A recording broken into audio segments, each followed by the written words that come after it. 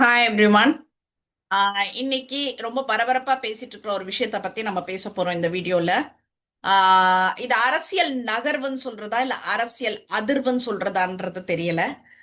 ரெண்டுமே சொல்லலான்றது தான். எதுக்கு இவ்வளவு பில்டப் அப்படின்னு கேட்டாக்கா, ஆமா இருக்கு பில்டப் அப்படின்றது தான் நான் சொல்லுவேன் நான்.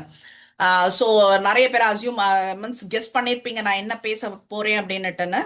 எஸ், ஓபிஎஸ் அவர்கள் திமுகவில் இணைந்ததை பற்றி தான் நம்ம பேச போறோம். ஒரு முன்னாள் முதலமைச்சர், ஒரு நீண்ட கால அதிமுக அண்ணா திராவிட முன்னேற்ற கழகத்தின் ஒரு முக்கிய முகம், தென் தமிழகத்துல குறிப்பா இந்த தேனி பெல்ட்ல ஒரு ஸ்ட்ராங் இன்ஃபுளுசர். அவரோட பொலிட்டிக்கல் ஐடென்டிட்டி முழுக்க அதிமுகவோட தான் இருக்கும். அதுதான் பில்ட் பண்ணியிருப்பாரு. அப்படிப்பட்டவர் திமுகவில் இணைஞ்சிருக்கார். இதுல என்ன இருக்கு பெரிய விஷயம்? அவர் ஒரு அரசியல் அனாதை, அவர் பின்னாடி ஒருத்தர் கூட கிடையாது அப்படின்னு சொன்னீங்கன்னா அது உங்களோட பார்வை. நான் இத்தனை வருஷம் வந்துட்டு நான் ஜேர்னலிசம் பண்ணியிருக்கேன், ஜேர்னலிஸ்டா இருந்திருக்கேன் அப்படின்றப்ப எனக்குன்னு ஒரு அனலைசேஷன் ஒன்று இருக்கு இல்லைங்களா? நான் அதுல பாக்குறப்ப வந்துட்டு இது திஸ் இஸ் டோட்டலி டிஃப்ரெண்ட். அதுதான் நான் சொல்லுவேன் நான். ஸோ ஏடிஎம்கோட ஓட் பேங்க் இம்பாக்ட் கண்டிப்பா இருக்கும்ன்றது தான் வந்துட்டு என்னோட பார்வையில நான் சொல்ல வரேன். அது எப்படி, அது அவர் பின்னாடி ஒருத்தர் கூட கிடையாது. இப்போ இன்னைக்கு ஜாயின் பண்றப்ப கூட ஒருத்தர் கூட அவர் பின்னாடி ஒரு அந்த இதுவே கிடையாது. அவர் கூட்டிட்டு வந்த அத்தனை பேரும் போயிட்டாங்க. அவர் கூட இருந்தவங்க எல்லாம் கூட இப்ப போயிட்டாங்க. இவர் தனிமரமா நிக்கிறாரு. எங்க போறதுன்னு தெரியாம, எந்த திசையில போயிட்டு இப்ப ஐக்கியமாகறதுன்னு தெரியாம வந்துட்டு நிர்கதியான்னு இருக்கிற ஒரு மனுஷனை வந்துட்டு நீ இப்படி பாராட்டிட்டு சீராட்டிட்டு இருக்கியேன்னு கேட்டா, அவர்கிட்ட அப்படி என்ன இருக்குன்னு நீங்க கேட்டீங்கன்னா, எஸ் இருக்கு. அவர்கிட்ட வந்துட்டு ஒரு பிடி அவல் இருக்கு. அந்த அவல் போதும் இந்த தேர்தலுக்கு அப்படின்றதுதான் நான் சொல்லுறேன். என்ன பேசுறீங்க? என்ன நானே கூட வந்துட்டு ஒரு அரசியல் அனாதைன்னுட்டு நான் சொல்லியிருக்கேன் நானு.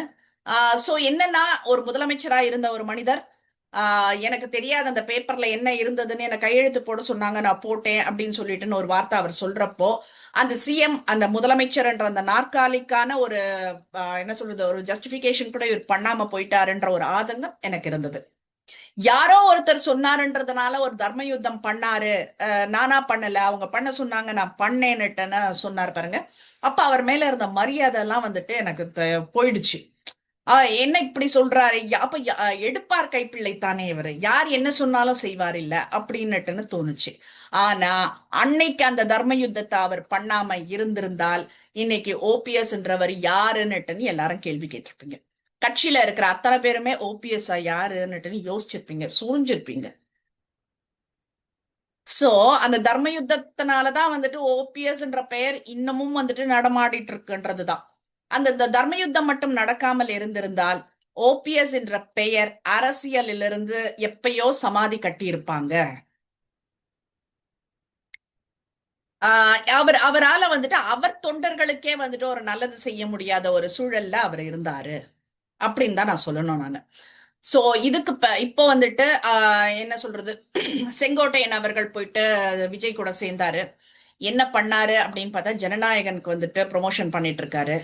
சோ அந்த மாதிரி எல்லாம் வந்துட்டு ஒரு என்ன சிறுபிள்ளைத்தனமாக இல்லாமல், ஒரு என்ன சொல்றது, ஒரு ஸ்ட்ராங்கான கட்சி, பழமையான ஒரு கட்சியில, அது தாய் கழகம்னு கூட சொல்லலாம், அதுல போயிட்டு ஐக்கியம் ஆயிருக்காருன்னா அதுல தப்பே இல்லைன்னு தான் நான் சொல்லுவேன்.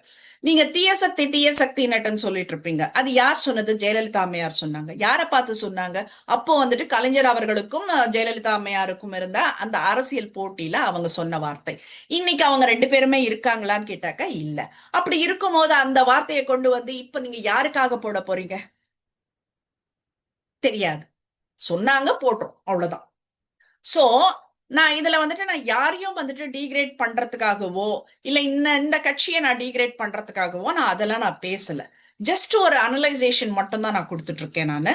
சோ விருப்பம் இருந்தால் பாருங்க, இல்லைனாக்கா பரவாயில்ல. என்ன சொல்றது, உங்களுக்கு தெரிஞ்ச நாகரிகம் எல்லாம் வந்துட்டு கமெண்ட்ஸ்ல வந்துட்டு கதறிட்டு போறதுதான். அதை உங்களால செய்ய முடிஞ்சாக்க செய்யுங்க, பரவாயில்ல அப்படின்றதுதான் நான் சொல்றேன் நானு. லாயல் ஓட் ஸ்பிளிட் ஆகுங்க. தேனி அந்த சதர்ன் டிஸ்ட்ரிக்ட்ல ஏடிஎம்கே வீக்கன் ஆக சான்சஸ் நிறைய இருக்கு. நிச்சயமா ஓபிஎஸ் திமுகவில் இணைஞ்சதுனால அது திமுகவின் வாக்கு வங்கியில ஒரு குறிப்பிடத்தக்க மாற்றத்தை ஏற்படுத்தும். குறிப்பா திமுக காலங்காலமா சவால்களை சந்திச்சிட்டு இருக்கும் ஒரு சில பகுதிகளில் இது ஒரு சாதகமான சூழலை உருவாக்கும். ஓபிஎஸ் மூலம் திமுகவிற்கு வாக்கு வங்கி கொடுவதற்கான ஒரு 4 முக்கிய காரணங்கள் நான் சொல்றேன். தென் மாவட்டங்கள்ல திமுகவின் பிடி பலமா இருக்கும். இதுக்கு மேல திமுக பொதுவா நகர்ப்புறங்கள்லயும் வட மாவட்டங்கள்லயும் வலுவா இருக்கும். ஆனா தென் மாவட்டங்கள்ல இந்த தேனி, மதுரை, சிவகங்கை, ராமநாதபுரம் இதுல எல்லாம் வந்துட்டு அதிமுகவிற்கு இருக்கும் அந்த செல்வாக்கை உடைப்பது ரொம்ப கஷ்டமான ஒரு விஷயமா இருந்தது. அடுத்தது சமூக வாக்குகள்.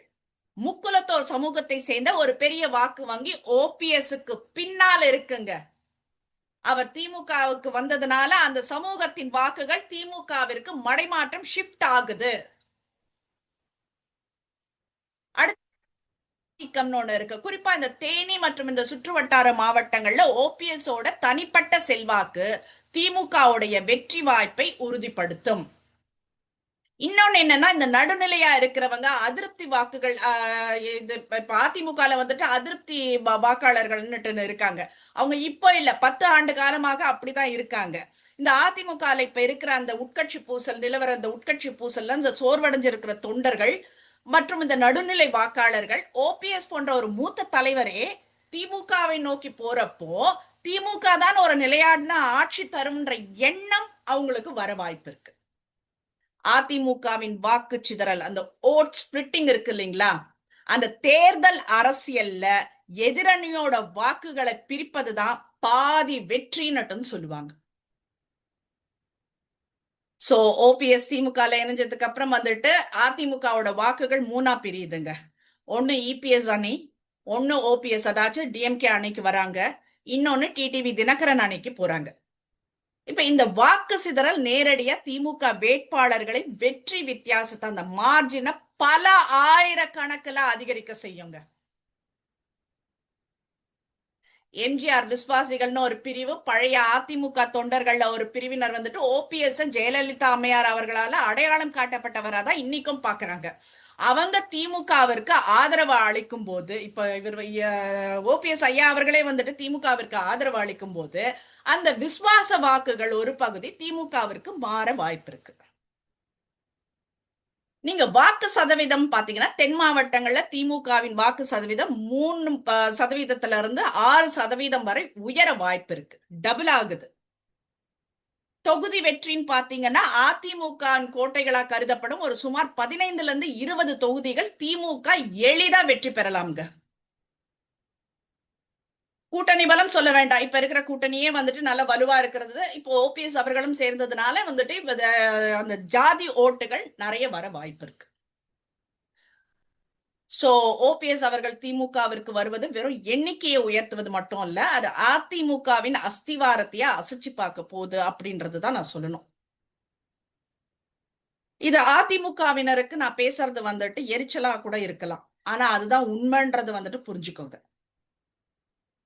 இப்ப இந்த வாக்கு சரிவை இபிஎஸ் அவர்கள் என்ன மாதிரியான வியூகங்கள் அமைச்சு அதெல்லாம் வந்துட்டு சரி பண்ண போறாரு, இல்ல என்ன பேச போறாரு அப்படின்னு பாத்தீங்கன்னா, ஓபிஎஸ் அவர்கள் திமுகவிற்கு போனது, அதுல ஏற்படும் அந்த வாக்கு சரிவை தடுக்க இபிஎஸ் அவர்கள் கையில எடுக்கக்கூடிய 4 முக்கிய வியூகங்கள் சொல்றேன் கேளுங்க. துரோக வரலாறுன்னு பிரச்சாரம் செய்ய போறாரு. அதிமுக தொண்டர்கள் கிட்ட ஒரு உணர்வு பூர்வமா ஒரு பிணைப்பு இருக்கும், அது இபிஎஸ் அவர்கள் பயன்படுத்திக்குவாரு. எம்ஜிஆர் அவர்களும் கருணாநிதி அவர்களும் அந்த மோதல், அதிமுக உருவானதே திமுகவிற்கு எதிராக தான். கட்சியை உருவாக்கிய தலைவர்கள் எதிர்த்த அதே திமுகல ஓபிஎஸ் இணைஞ்சு மாபெரும் துரோகம் செஞ்சிட்டாருன்ற பிம்பத்தை இபிஎஸ் அவர்கள் உருவாக்குவாரு. தொண்டர்களை திரட்டுறது, பதவிக்காக கொள்கையை அடகு வச்சிட்டாருன்னு ஓபிஎஸ் முன்னிறுத்தி தொண்டர்களை தன் பக்கம் ஒருங்கிணைக்க பாப்பாரு. அப்புறம் புதிய சமூக கூட்டணிகள், இந்த சோசியல் என்ஜினியரிங், ஓபிஎஸ் அவர்கள் வெளியேறினதுனால ஏற்படும் இந்த முக்குலத்தோர் சமூக வாக்கு இழப்பை ஈடுகட்டுறதுக்காக இபிஎஸ் அவர்கள் பிற சமூகங்களின் ஆதரவை திரட்டுவாரு. வன்னியர் மற்றும் மற்ற சமூகங்கள், இப்ப ஏற்கனவே இப்ப பாமக போன்ற கட்சிகளுடன் நெருக்கம் காட்டிட்டு இருக்காரு இபிஎஸ் அவர்கள். வட மற்றும் மேற்கு மாவட்டங்கள்ல வந்துட்டு தனது பிடியை இன்னும் பலமாக்குவாரு அப்படின்றதுதான் சொல்லலாம். தெற்குல ஒரு புதிய முகம்னுட்டு சொல்லலாம். தென் மாவட்டங்கள்ல ஓபிஎஸ்க்கு மாறா அதே சமூகத்தை சேர்ந்த செல்வாக்குள்ள இரண்டாம் கட்ட தலைவர்களுக்கு, இப்போ ஃபார் எக்ஸாம்பிள் நம்ம சொல்லணும்னாக்கா ஆர்பி உதயகுமார் போன்றவர்களை அதிக முக்கியத்துவம் கொடுத்து அவர்களை முன்னிறுத்துவார் அப்படின்ற ஒரு யூகம் இருக்கு. இந்த ஒற்றை தலைமை, இந்த அதிகார பகிர்வுன்றது வந்துட்டு ஓபிஎஸ் இல்லாத அதிமுகவில் முடிவெடுக்கும் அதிகாரம் இபிஎஸ் கைக்கு முழுமையா வரும். அதுல எந்த மாற்றமும் கிடையாது. ஆனா வேகமான முடிவுகள் எல்லாம் இழுபறி இல்லாத ஒரு தலைமை இருப்பதால தேர்தல் நேரங்கள்ல ஒரு கூட்டணிகளை முடிவு செய்வதிலும் வேட்பாளர்களை நிறுத்துவதிலும் இபிஎஸ் அவர்கள் வேகம் காட்டுவாரு. அதுல பிரச்சனை கிடையாது. கட்சி பதவிகள், அதிருப்தியில் இருக்கும் மாவட்ட செயலாளர்களுக்கு ஒரு புதிய பொறுப்புகளை வழங்கி அவங்கள வந்துட்டு திமுக பக்கம் சாயாம இருக்கிறதுக்கு, அதை தடுக்கிறதுக்கு பார்ப்பாரு. பாஜக மற்றும் மற்ற கட்சிகளுடனான உறவு எப்படி இருக்கும்னா, திமுக பிளஸ் ஓபிஎஸ் கூட்டணி மிகவும் வலுவாக தெரிஞ்சா இபிஎஸ் அவர்கள் வேறு வழி இல்லாம பாஜக அவங்கள வந்துட்டு என்ன பிறந்த சின்ன சின்ன கட்சிகளை வந்துட்டு ஒரு மெகா கூட்டணியா உருவாக்க முயற்சிப்பார். இந்த வாக்குகள் சிதறாமல் தடுத்தல் அப்படின்றது வந்துட்டு இப்ப ஆளுங்கட்சிக்கு எதிரான ஆன்டி இன்கம்பன்சி, இந்த வாக்குகளை தன் பக்கம் இழுக்க ஒரு வலுவான எதிர்கட்சி கூட்டணிய அவர் கட்டமைக்க வேண்டியிருக்கும். இபிஎஸ் அவர்கள் சந்திக்க போகும் பெரிய சவால்கள்: தெற்கு மண்டல வெற்றி. ஓபிஎஸ் இல்லாம தென் மாவட்டங்கள்ல ரெட்டை இலை வெல்வது ரொம்ப கடினமான ஒரு அக்னி பரீட்சைன்னு சொல்லலாம். சின்னம் தொடர்பான சிக்கல் இருக்கும். ஓபிஎஸ் சட்ட ரீதியா ஒரு முட்டுக்கட்டை போட்டா சின்னத்தை தக்க வைக்கிறதுல வந்துட்டு இபிஎஸ் அவர்களுக்கு அதிக கவனம் செலுத்த வேண்டியிருக்கும். சோ யதார்த்தம் என்னன்னா, அரசியல்ல ஒரு பெரிய தலைவர் வெளியேறி இருக்காரு அப்படின்னா ஒரு வெற்றிடத்தை உருவாக்கும். அந்த வெற்றிடத்தை இபிஎஸ் அவர்கள் எப்படி நிரப்ப போகிறார் அப்படின்றதுதான் பார்க்க போறோம். நம்ம அதுலதான் அதிமுகவின் எதிர்காலம் அடங்கி இருக்குன்னு சொல்லலாம். ஒரு சுவாரஸ்யமான கேள்வி: ஓபிஎஸ் திமுகவுக்கு போனதுனால அதிமுகவின் அடுத்த தெற்கு முகமா யாரை இபிஎஸ் முன்னிறுத்துவார்னு நினைக்கிறீங்க அப்படின்னு நீங்க கேட்டீங்கன்னா, எனக்கு தெரிஞ்சு வந்துட்டு ஆர்பி உதயகுமார் இல்லைன்னா செல்லூர் ராஜு அவர்களுக்கு பெரும் என்ன சொல்றது ஒரு பெரிய வாய்ப்பு இருக்கு, பிரகாசமான எதிர்காலம் இருக்கு அப்படின்றதுதான் நான் சொல்லுவேன் நானு. சோ ஓபிஎஸ் அவர்கள் என்ன சொல்றது ஒரு அரசியல் அனாதை, யாரும் இல்லாதவர், அப்படி இப்படின்னெல்லாம் வந்துட்டு நாம பேசிட்டு இருக்கிற இப்ப இந்த நேரத்துல வந்துட்டு அவர் வேற ஏதாச்சும் ஒரு கட்சியில அவர் போயிருந்தாருன்னா அங்க ஒண்ணுமே இல்ல அப்படின்றது சொல்லிக்கலாம். பட் அவர் போயிருக்கிற கட்சி ரொம்ப ஸ்ட்ராங்கான ஒரு கட்சி, அதுல போய் இணைஞ்சிருக்காரு. சோ திமுகவின் பலம் கூடும், ஓபிஎஸ் அவர்களுக்கு அங்கீகாரம் கூடும் அப்படின்றத சொல்லுவேன். எனக்கு தெரிஞ்சு வந்துட்டு அவரோட சுய மரியாதையை வந்துட்டு காப்பாத்திக்க ஒரு புகலிடமா தான் வந்துட்டு அவர் திமுகவை பார்க்கணுன்றதையும் நான் சொல்லுவேன் நான்.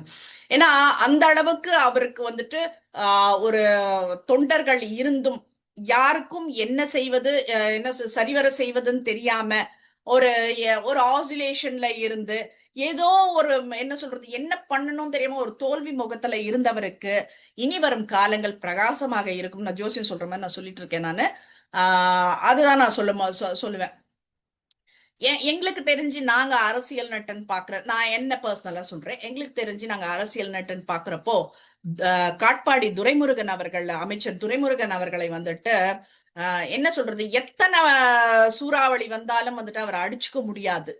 அந்த மாதிரி ஒரு அரசியல்வாதியை நாங்கள் ஒவ்வொரு நகர்வுகளையும் உன்னிப்பா கவனிச்சு என்ன பண்றாருன்னு பார்த்துட்டு வர நாங்க பண்ற அனலைசேஷனுக்கு அதெல்லாம் எவ்வளவு உதவுச்சோ அதை வச்சுதான் நாங்க வந்துட்டு இப்ப இந்த ஒரு விஷயத்த நான் சொல்றேன் நானு. சோ ஓபிஎஸ் அவர்களின் திமுகவில் ஐக்கியமாயிருப்பது வந்துட்டு அவருக்கும் நல்லது. அவரை சார்ந்த ஜாதியினர் அப்படின்னுட்டு எடுத்துக்கலாம். ஜாதி அப்படின்னு பாத்தீங்கன்னா நீங்க சொல்லலாம், சசிகலா அம்மையார் கூட வந்துட்டு கட்சி ஆரம்பிச்சிருக்காங்க அப்படின்னு சொல்லிட்டு. பெரும்பாலானவர்கள் கட்சி ஆரம்பிச்சாக்க நீங்க என்ன நினைக்கிறீங்கன்னா அவங்க எலெக்ஷன்ல நின்று அவங்க ஜெயிச்சு சிஎம் ஆயிடுவாங்க அப்படின்றது அப்படி கிடையாது. இப்ப அவங்கவுங்க சமூகத்தை வந்துட்டு கட்டி காக்குறாங்க. இப்ப இவங்க கை காட்டுற ஆட்களுக்கு தான் வந்துட்டு ஓட்டு போடணும் அப்படின்றதுதான் வந்துட்டு பார்க்கப்படுது. இப்ப செந்தில் பாலாஜி அவர்கள் அதிமுகவிலிருந்து திமுகவுக்கு வந்தாரு. அப்ப அதிமுகல இருந்தப்ப அது அதிமுக கோட்டைன்னு சொல்லிட்டு இருந்தோம். இப்ப திமுகவுக்கு வந்தாரு. இப்ப ஓட்டுகள் எப்படி இப்ப கட்சிக்காக மாறுதா இல்ல தனி மனிதனுக்காக மாறுதா அப்படின்றதெல்லாம் வந்துட்டு நிறைய மாற்றங்கள் இருக்கு. இதுல கொள்கை மாறி போகுது அப்படின்னுட்டு சில பேர் பேசினாக்க என்ன கொள்கை யாருக்கு இருக்குன்னுட்டுன்னு அதற்கான தலைவர்களுக்கே தெரியாத காலகட்டத்தில் கொள்கைகளை பற்றி பேசுவது வந்துட்டு எனக்கு தெரிஞ்சு அது எந்த வகையில நியாயமா இருக்கும்ன்றது எனக்கு தெரியல. ஒரு சின்ன எக்ஸாம்பிள், நாஞ்சில் சம்பத் அவர்கள் வந்துட்டு அமமுகவில் இருந்து விலகியதற்கு காரணம் சொன்னது கட்சி பெயர்ல திராவிடம் இல்லைன்னுட்டுன்னு. இப்ப விஜய் அவர்களை ஏற்படுத்தியிருக்கிற கட்சி பெயர்ல திராவிடம் இருக்கான்றது எனக்கு தெரியல.